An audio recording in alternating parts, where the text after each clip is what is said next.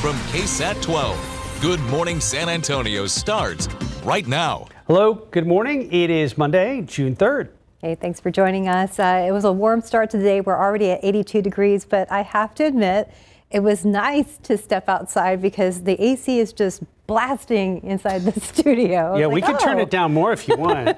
No, you're up. Oh, okay. Yeah, put it on 90. Gotcha. All right, so you're liking this warm weather. Well, I mean, you know, when the sun's out, that's when the challenge, you know, the cloud cover helps a lot. Sure. Well, I know I can turn the air down for you, Justin. No. Absolutely it is not. cold, but the thing is, I go out and sit in my car to warm up, and then after like maybe 5 minutes, then it becomes Right. It would be nice if there was just a happy medium. Yes. There isn't. Like a Goldilocks. You know? Yeah. One of these days.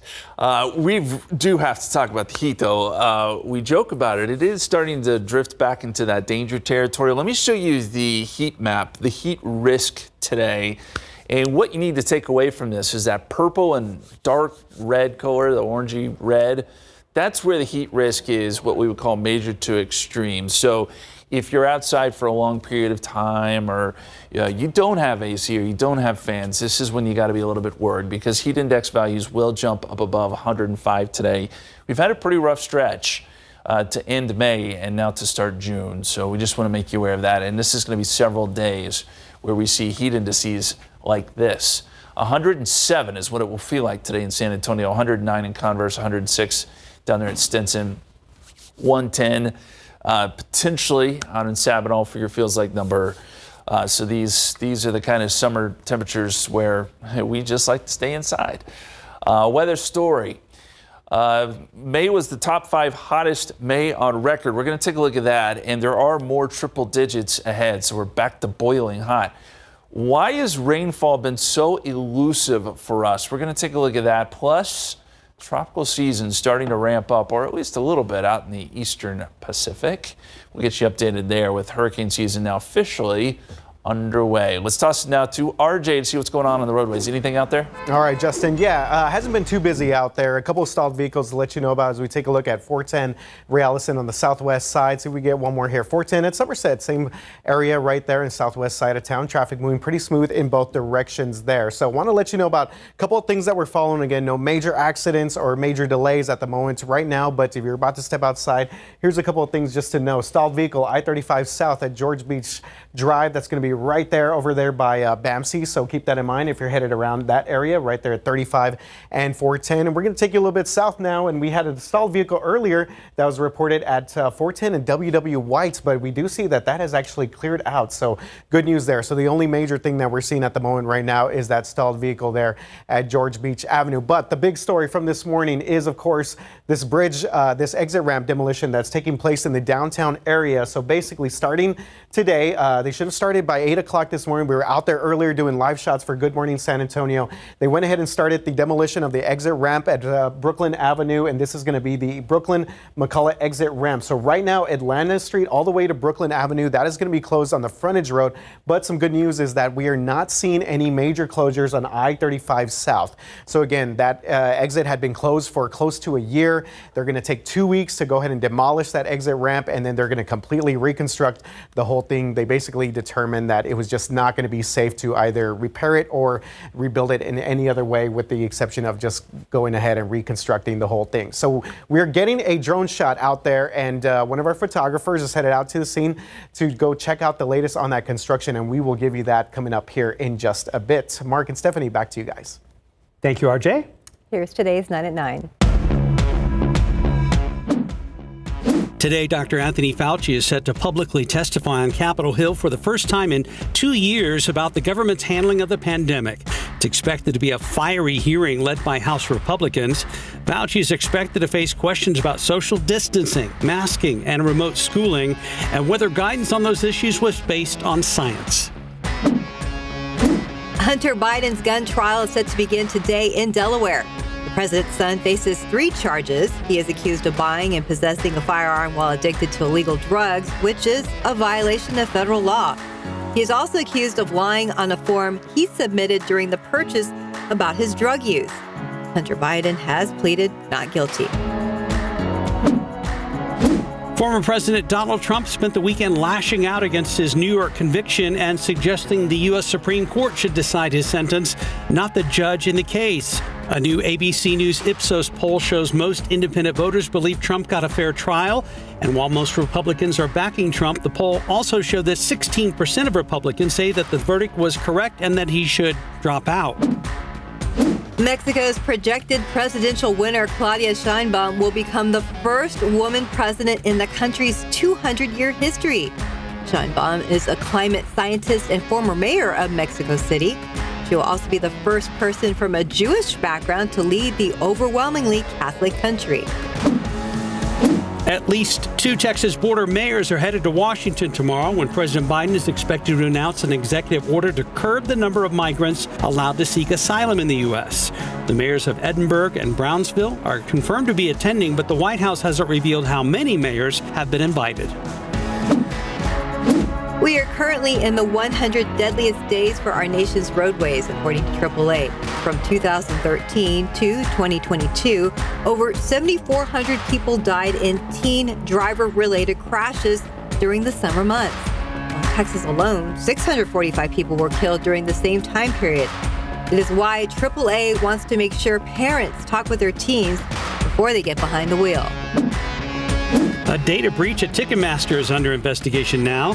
You may have seen information on 500 million customers stolen. Ticketmaster's parent company, Live Nation, launched the probe after the hack was discovered late last month. The data was apparently for sale on the dark web. American Airlines may be facing a strike by flight attendants after negotiations with their union stalled.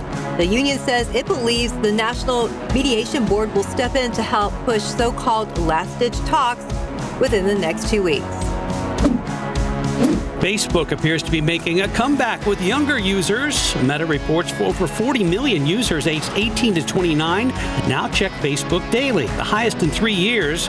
Meta says features like Marketplace, Groups, and Video Reels are keeping Facebook relevant for the next generation. And that's today's 9 at 9. Say a nation-state level actor shows up and is attacking our business, our graduates are going to know what to do day one. You don't have to worry about them. They are in the fight with you. There's a new paid training program in San Antonio for people interested in entering the field of cybersecurity. Our Tiffany Huerta shares more on how Nukadu aims to produce the highest quality cybersecurity experts to fill the workforce needs of companies in San Antonio and beyond. Being able to learn about cloud security and see all the ways that it is both secure and how to penetrate that security, it's interesting. Jacqueline Birkenstock found out about this program while searching for a job on an employment website. What I had come to expect from a college course, which is lecture, study, lecture, study. This has been like lecture study times 10. She is one of the first students to join Nukadu. Some of us have experience in computer science, like myself.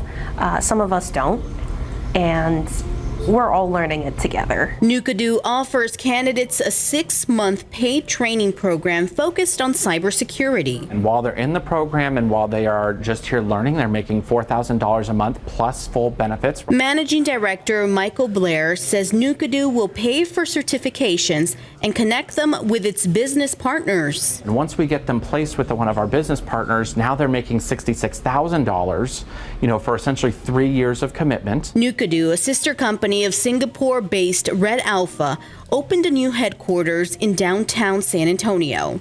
These courses are taking place at the Rand building. Not only are we helping the cybersecurity industry find the talent that it's so difficult for them to find and hire and keep and retain, but we're changing people's lives in the process. Currently, in the private sector, there are about 100 operational cybersecurity companies in the San Antonio and New Braunfels area, according to Greater SATX, a private-public nonprofit dedicated to growing quality high-wage jobs in the San Antonio area.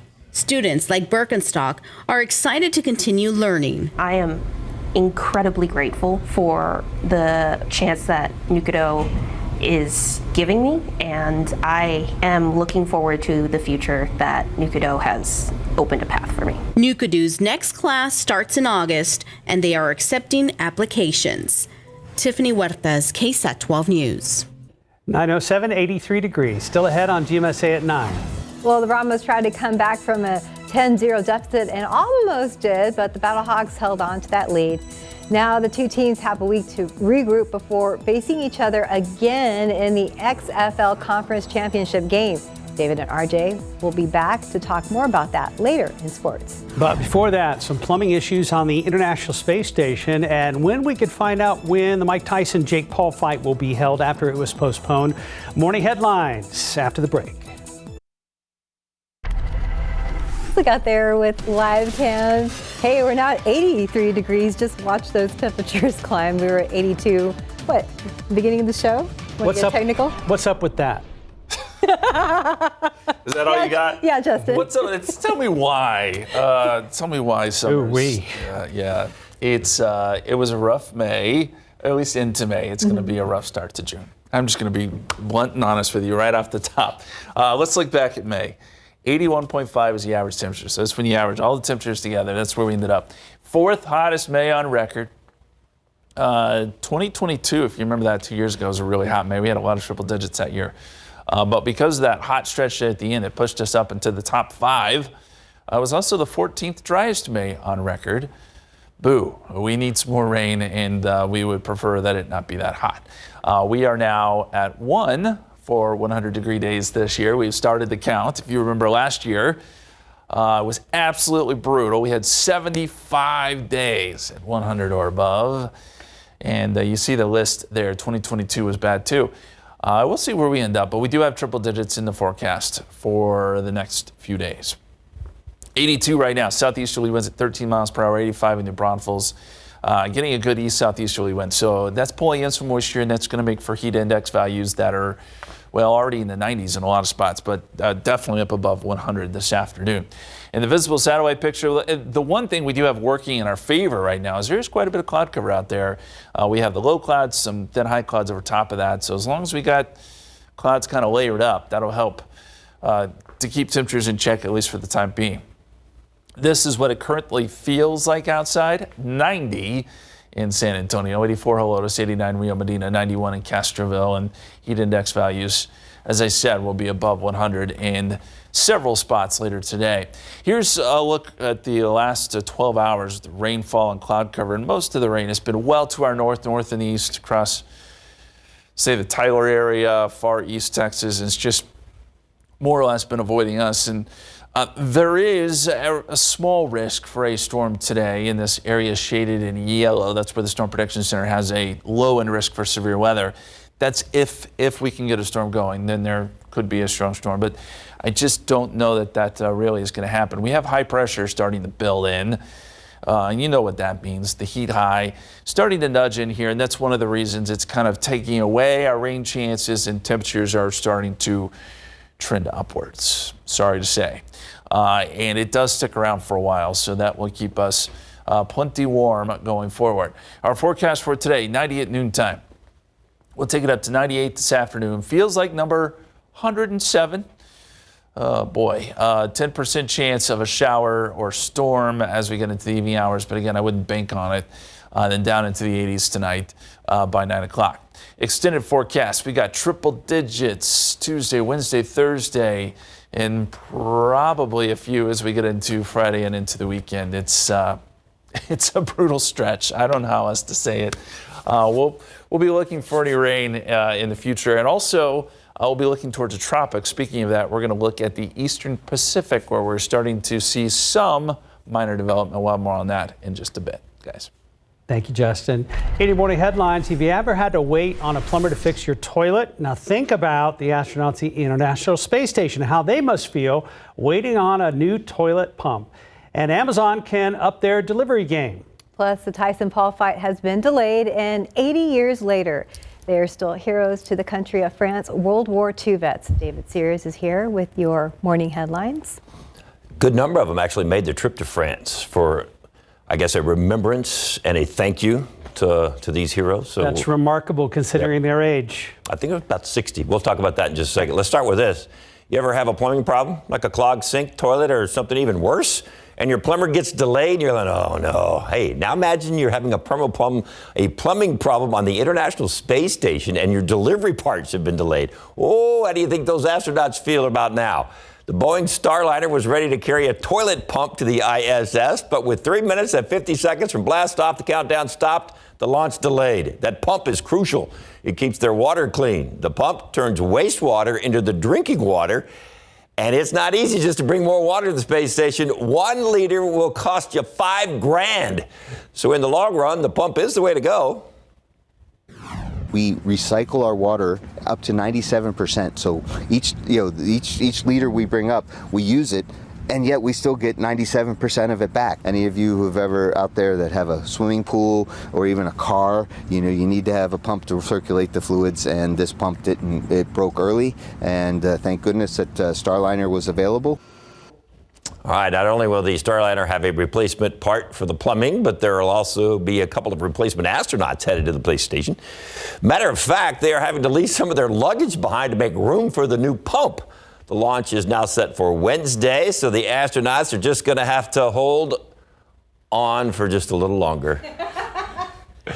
The FAA says it is all systems go for Amazon's drone delivery service. Too bad they can't take a toilet pump to the space. The approval means Amazon can now fly their drones longer distances without ground spotters. So they say they developed the technology to allow for the longer flights. Before now, the drones needed eyes on them as they flew. This approval means Amazon can now make more deliveries to more parts of the country. One of the first places for the expansion, Justin, is College Station, one of the testing areas for the new service. Did you know that? I didn't. I do now. You guys are popular with Amazon, apparently. All right, the fight of the century will still take place on June 7th. We're going to know when. We are talking about the Mike Tyson-Jake Paul battle. Tyson had an ulcer flare-up on a flight from Miami to Los Angeles a few days ago, and his doctor said he needs some rest for a few weeks.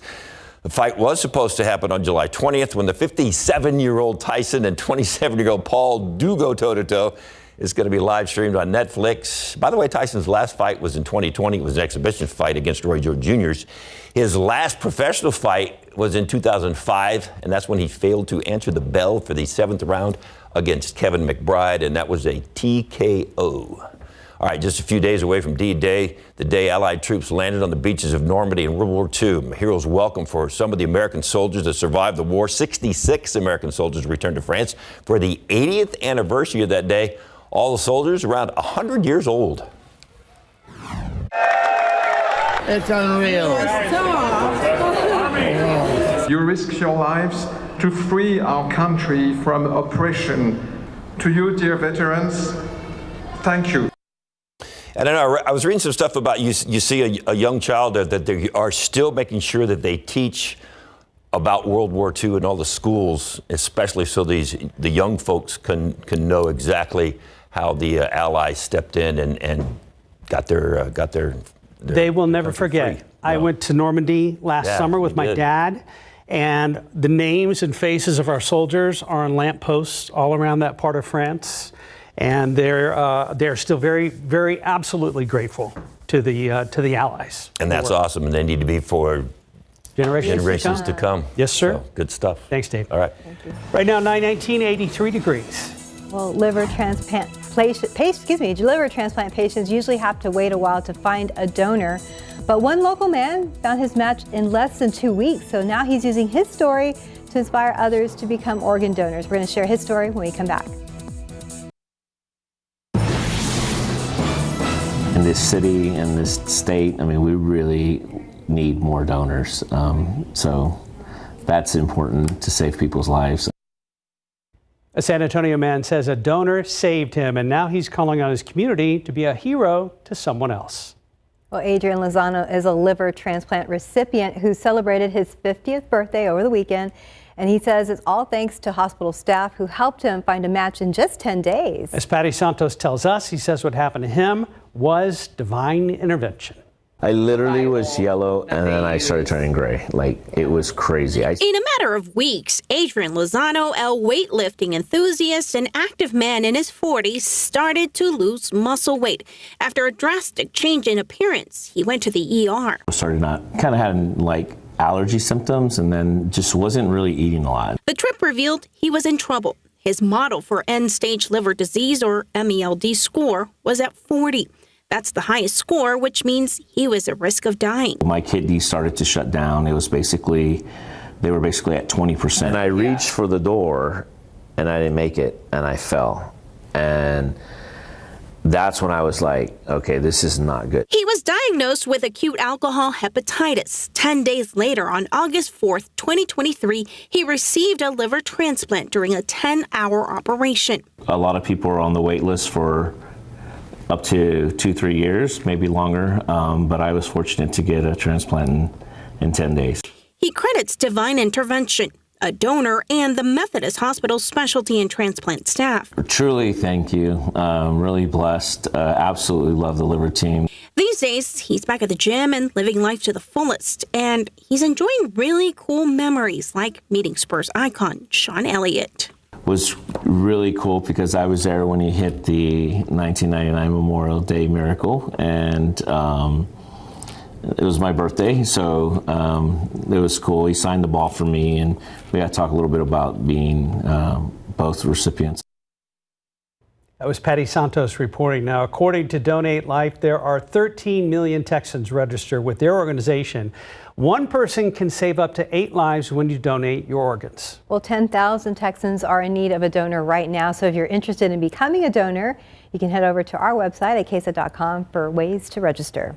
9:25, 83 degrees. There's more ahead on GMSA at 9.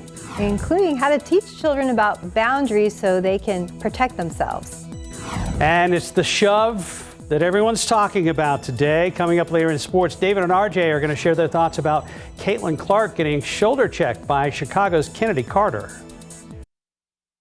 Let's look out there with live cam. Okay, we're at 83 degrees, kind of staying around the same area, but we started around 79 and we know it's going to get warmer, Justin. Infinite positivity. Steph, that is you. I appreciate that. We're sticking around 83. It's fine. Everything's fine. I love it. Yeah, it is going to get warm this afternoon. I want to show you a picture from out in Lavernia. We love our viewers out in Lavernia. There's a beautiful shot this morning of the sunrise. You can see the haze and the humidity. Air quality is okay. Look, it's gotten better. We've been talking about that for a while now. We had a really bad stretch of not so good air quality. And by the way, thank you for that beautiful sunrise. Actually, I said Lavernia. It's New Berlin. The marker came in as Lavernia, but it's from New Berlin. So thank you very much. But let's take a look at the air quality. Moderate for most places here around San Antonio, and that is fine. That is not going to bother really anyone. Now, as you get down to the coast, Corpus Christi and down into the valley, they continue to have bad air quality down there. It's sensitive for those who are unhealthy for those who are sensitive to that kind of thing. Some of that could seep up into our area. We'll keep an eye on it, but so far air quality is okay today. 90 at noontime, 98 this afternoon, but the problem is that feels like number 107. Enough humidity out there to generate heat indices like that. And then we're going to drop back down to the low 90s tonight. Very, very small chance for shower or storm, but I wouldn't bank on it. For the most part, heat is going to be the big story going forward. All right, let's check back with RJ now. You got some construction to talk about. Yeah, Justin, we got a shot here from Drone 12. So this is live looking over north of downtown at the Brooklyn Avenue exit. So we see that construction work has started here on the exit ramp. Basically, they're going to demolish the entire exit ramp that you see right there. Then this is obviously because of a trash fire that started in a drainage ditch that damaged the bottom of the ramp last June. It's been shut down since then. I know a lot of people have been asking, when is this thing going to reopen? What are the plans for the Brooklyn McCullough Avenue exit? And we are finally seeing some work taking place here. So basically, TxDOT, they determined that the ramp was not unsafe for drivers. So they're going to demolish it over the next 2 weeks. And this will take place from 8 a.m. in the morning to around 5 in the afternoon every day, weekdays, over the next couple of weeks. And after that, crews will then begin to rebuild this ramp, which should be done by this fall if all goes to plan. So we saw some construction crews earlier there. We were out there live for Good Morning San Antonio doing some live shots from the exit right there at Brooklyn Avenue. And I know a lot of people are definitely excited to see this ramp finally reopen in the fall. So the frontage road from Atlanta Avenue to Brooklyn Avenue, that will be closed for the duration of the project, but no main lanes of I-35 South, as we see all of our traffic moving along there, are expected to close. So thanks a lot to our photojournalist, Eddie, and reporter Tiffany Huertas for going out there and getting some of this live footage here of Drone 12 over the Brooklyn Avenue exit. And guys, finally, we are here. We can, well, not rejoice yet, but you know what we're getting. Getting close. Progress, y'all. Mark, Steph. Great job. Thank you, RJ. Appreciate it. When talking about our well-being, you sometimes hear the word boundaries. These are rules or expectations you put in place to make you feel safe, respected, or free to be yourself. Well, one type of boundary is consent, the ability to decide who is allowed in your personal space. Well, parents and experts say it's important to teach kids these concepts as early as possible so they are less likely to be taken advantage of either in relationships or by perpetrators. This can be difficult and uncomfortable thing to talk about or even think about, but our Solutionaries team found out this is a major key to forming a future generation that is more confident, secure, and free from abuse. Courtney Friedman tells us more. Katie Zeck embraces the love and chaos of motherhood with a 4-year-old, 2-year-old, and another due in the fall. I can lose sleep over thinking about safety and making sure we're teaching them how to be safe. So she and her husband Jordan make time daily to teach their little ones about physical boundaries. Not an easy task with toddlers. My oldest son has a lot of energy, and he is just, he's gonna be more aggressive, even playfully, and so we're really trying to teach him to respect other people's bodies. Those lessons come with simple body awareness. It's even teaching them, this is your body, and these are the parts of your body that are just for you. Nobody else is gonna touch them. She knows these teachings will lead her kids to healthy relationships. This is what consent is about. That thought process echoed by sociologist, intimacy speaker, and relationship coach Jennifer Gonzalez. There's that basic body autonomy and body respect in others. It's so simple but so profound. Animated and passionate, Gonzalez focuses most on young adults and safe dating relationships. Talking to your teenagers about always knowing that they can never read someone else's mind. You can never assume what someone else wants or likes. She understands the things she's teaching at a very personal level. I had experienced situations in sexual context where I was feeling pushed and pushed.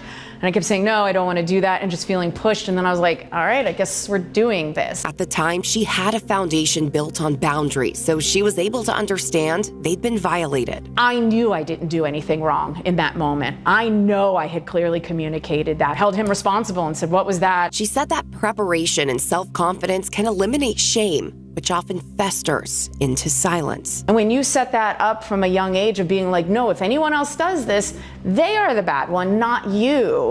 Like you don't end up, taking on that shame. Gonzalez wants other young adults to have those skills too, with age-appropriate lessons. You start that at a young age, it is so normal to them that no one touches them without their agreement. And if somebody does, then they know it's wrong, and then they go talk to somebody about it. Like that's just their normal way of viewing the world and touch. And then they're also understanding, and then I don't do that to anyone else also. She coaches young adults on what to say when laying down their boundaries. Embrace the awkward. I can't emphasize that enough. To put up a boundary is to say something like, oh, no, I'm not interested in doing that because I want to feel comfortable and enjoy this situation. I want to be with you, I want to enjoy you, and I want to feel comfortable. Embracing the awkward also goes for parents and caregivers, trying to make sure their older kids know how to be respected physically. Anything that you're afraid to talk about, say that. You're like, I feel awkward doing this. I feel vulnerable. My parents didn't do this for me, but I love you so much. I want to do things differently. That honesty creates confidence they can rely on when they go out into the world. And they're at a party, they're in high school, they're in college, they're off on their own. you've taught them the skills of how to reflect on something in a situation, how to handle difficult things so that they can make the healthiest choices for them. Without these tools, kids can end up in some scary situations. Now, here's the part where we gotta talk about a subject that feels icky. Child sexual abuse. As uncomfortable as this topic is, we have to start talking about it because that is the first step to stopping it. How can we even prevent it if we're not addressing it? Randy McGibney is the president and CEO of ChildSafe, a nationally recognized organization right here in San Antonio that offers support to children who have been abused or traumatized. Getting into that uncomfortable space as adults could actually cause solutions for our future generations. If we don't address the issue and we're not honest about saying words like child sexual abuse, we're not normalizing the issue. We create a safer environment for children to feel like maybe they can come forward, that I am going to be listened to, that I am going to be believed. He says perpetrators prevail by silencing victims, so our voices are what will stop their crimes. But it also starts with prevention and the role parents or caregivers can play starting when our kids are young. The evidence and the research shows that the earlier you start to have these conversations with young children, the better outcome it has for preventing child abuse. Those age-appropriate lessons include learning the anatomical names of body parts instead of nicknames. It reduces body shame and allows kids to be very specific if they have to explain that someone did violate them. Other safety lessons mean breaking habits many people grew up with. We would leave my grandmother's house and my parents would be like, oh, go give your grandmother a kiss or go give your tia a kiss. That's not necessarily a safe thing. It teaches children that they don't have control over their bodies. And so what am I telling you that I'm forcing you to go and hug or touch somebody that maybe you don't feel comfortable hugging or touching? If they clearly don't want to give hugs and kisses, maybe ask them if they want a fist bump or a wave instead. We're not saying the way you grew up is wrong. It's just we know better now about how to keep our kids safe.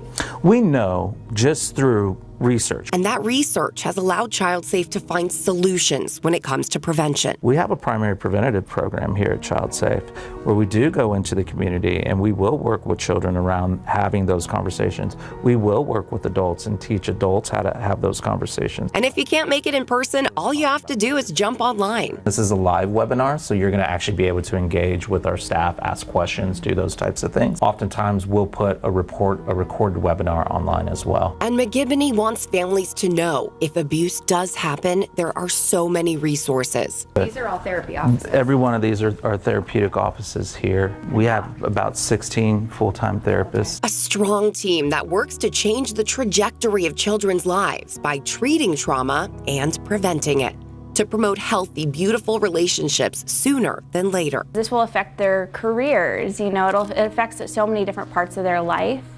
If they can learn how to have boundaries for themselves and have boundaries with other people, then they're gonna succeed in a lot of different ways. And that's all any parent can ask for. Kids who grow up understanding themselves, respecting others, and being able to love safely and fully.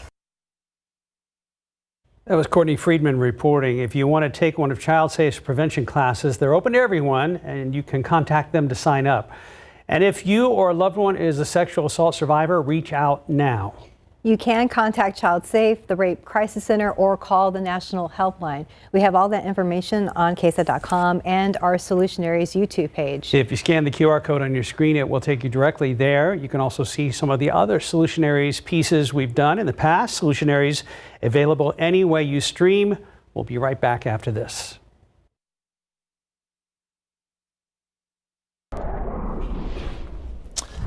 And welcome back. We're looking at the tropical satellite right now. We're getting into tropical season, of course, started on June 1st.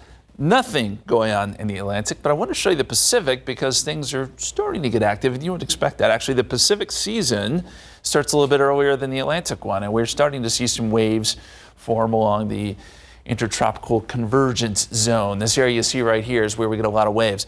That particular system right there off the coast of Mexico has a 10% chance of development, so really small. But it could be our first system that kind of takes shape. All this to say, tropical season, yes, is underway, and we'll certainly start watching the Atlantic a little bit closer.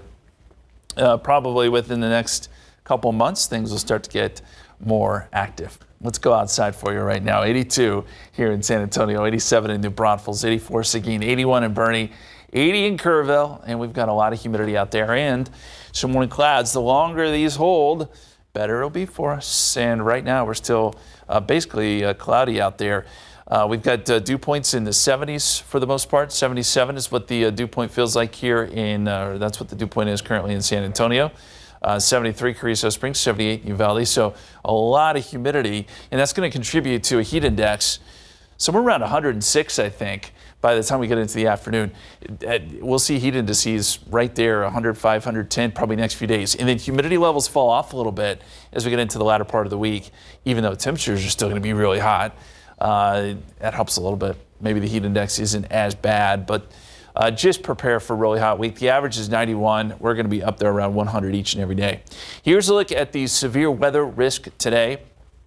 This orange color is where it is at its highest, so you're talking Arkansas, Oklahoma, North Texas, and that's where we already have some storms this morning. There's a little tail, though, that comes back down into our neck of the woods, and that's to account for any stray storm that could develop. It's just that the chances of that happening are very, very slim. If we were to get a stray storm going, it certainly could be strong to severe. I'm just skeptical that we're going to see much at all. And the activity that we got going on that will develop here across North Texas scoots in a east-southeasterly direction and not towards us. We've been watching these storms come out of North Texas, right? So these outflow boundaries, but I just don't think that's in the cards today. So our forecast, 88 at 11 o'clock, 90 at noontime. Feels like numbers already at 100 by 1 p.m., 92, and then we'll be up around 98 by 4 o'clock. 107 is what it will feel like at that point. And then there is a 10% chance of a shower or storm as we get into the evening hours and temperatures fall ever so slightly. Extended forecast, 10% chance next few days, so we'll be right at 100 Tuesday, Wednesday, Thursday, and then probably pretty close to that even as we head into the weekend. And a quick reminder, with the pets, don't forget you got to pretty much walk them in the mornings or the evenings because that pavement's starting to get really hot, guys. Yes, it does. Good reminder. Thanks, Justin. Well, the Brahmas fall short in their bid to host a conference championship game. That's right. And there's an update to the Caitlin Clark controversy from over the weekend. David and RJ are back to break all that down. Good morning, guys. Hi. All right. Caitlin Clark talk, David. Yeah, we'll get to that in just a second. That's a talk of the sports National world, headlines. actually. Yeah, exactly. Yeah, the exactly. WNBA is getting that much attention. It's definitely getting some attention here. The Brahmas need some attention. Yeah, you know what, David? Disappointing loss here. I watched this game. I was really excited. I was anticipating that we were going to get to host this XFL Conference Championship game. And the guys fought hard, though. They did play hard. They did. Yeah. They didn't have 6 starters. Mm-hmm. They were a little discombobulated in the first half. A lot of crowd noise. I think they weren't really used to on the road yet. So that worked out. And apparently the headsets for the Brahmas weren't working, but the Battlehawks headsets were working. Mm-hmm. So that was, kind of a setback. And then towards the end of the game, I mean, they were ready to pull this thing out at the end, and then a little, I guess you could call it controversy. Yeah, well, you were saying that apparently one of the Battlehawks players lined up over the center, right? Something like that. Yeah, that's what Wade was saying in the postgame. So. Yeah. There blocked the field goal. And then also there was a 2-point conversion that initially was ruled that the Brahmas player did not cross the goal line. They ended up changing that, but then they did this super challenge. Which is which I gotta say I'm still learning. What is going on? Apparently you could challenge anything at any time with one of those super challenges, and they got the Brahmas on an illegal man downfield. So, which, hey, that's part of it. So, I mean, even the quarterback after the game was talking about, hey, he kind of likes the super challenge because then you can straighten things out. So if it works in your favor, it's a good thing. If it doesn't work, then it's not such a good thing. But, everything's okay. It was the last game of the regular season. So it wasn't like the season's over. And Wade was talking about after the game how, his team learned a whole lot this weekend playing up there in St. Louis. I mean, the realization is we just finished our regular season and we're in the playoffs. And the next game is the playoff game. So we all realize that. And that's the same team in the same location. I think we learned a lot from this game. They probably learned a lot about us. But, I think our team will have a lot of confidence going in. Got a good fan base here. It's a good atmosphere for sure.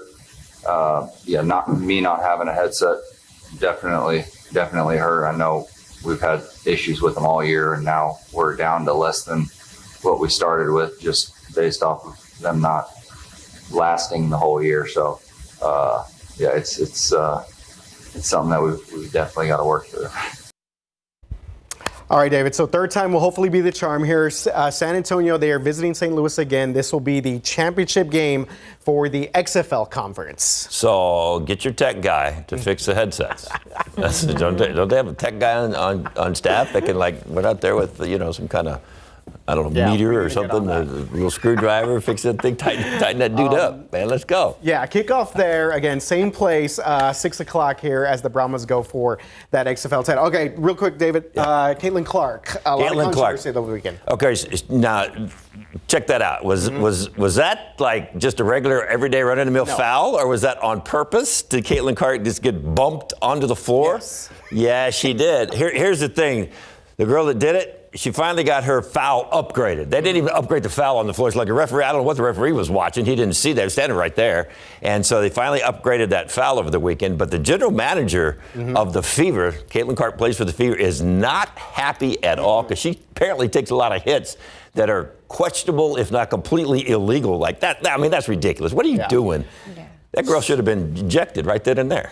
Yeah, so two different sort of schools of thought on this. So obviously, this to me is not a basketball play. I think this should have been a flagrant from right then and there. They should have definitely given the Fever the free throw, whatever it takes to call the flagrant there. But obviously, when you have a player like Caitlin Clark, you want to be a little bit more physical with her. But this is just out of the norm, out of the run of play. So I did not agree with this. And it's been kind of an ongoing thing, David. They've been a little bit physical with Caitlin Clark. But let's be perfectly honest. The WNBA does not draw that much attention, right? I mean, there's some WNBA fans who love it every day. They go to the game. When the Silver Stars were here, they were going to some games. The WNBA is not a money-making machine. They are supplemented by the NBA. They finally get some attention. This young lady comes out of college. She not only set the record for women's basketball, she set the record for men's basketball. She's starting to bring all this attention to WNBA. That's how you're going to treat her? That's what you're going to do is welcome to the WNBA? I mean, yeah, it's been a little much, I think, from the opposing teams. But I do think that the league and the refs is something that they need to kind of keep a closer eye on and start to find some of these players that do some of these dirty plays like that. That was uncalled for. I mean, I get it. You want to get rough with her. You want to welcome to the league. You're a rookie. You got to learn some stuff. But just blatantly knocking her to the floor when it's not even a play. I mean, that's getting a little carried away. Yeah, I could see the league sort of clamping down on this as we move along with the rest of the season. All right. All right, guys. Thank you. 9:52. All right. We'll be right back. Let's go live out to the San Antonio Zoo and see how things are looking at the flamingo exhibit. And look at those two just kind of, They were socializing. They were talking it out, and now they're done. They heard you, Mark, and they want to keep their relationship secret. Okay. Oh, it's a great day to go to the zoo. Just walk away. Just walk away. By de-escalation with flamingos. 98 degrees right now, 100 next few days, with just a 10% chance of shower storm. The heat will be the big story. Somebody asked me over the weekend, what do you guys keep doing to Justin to make him laugh during his weathercast? Everything. It's this guy. No. He looks so innocent. Have a good day.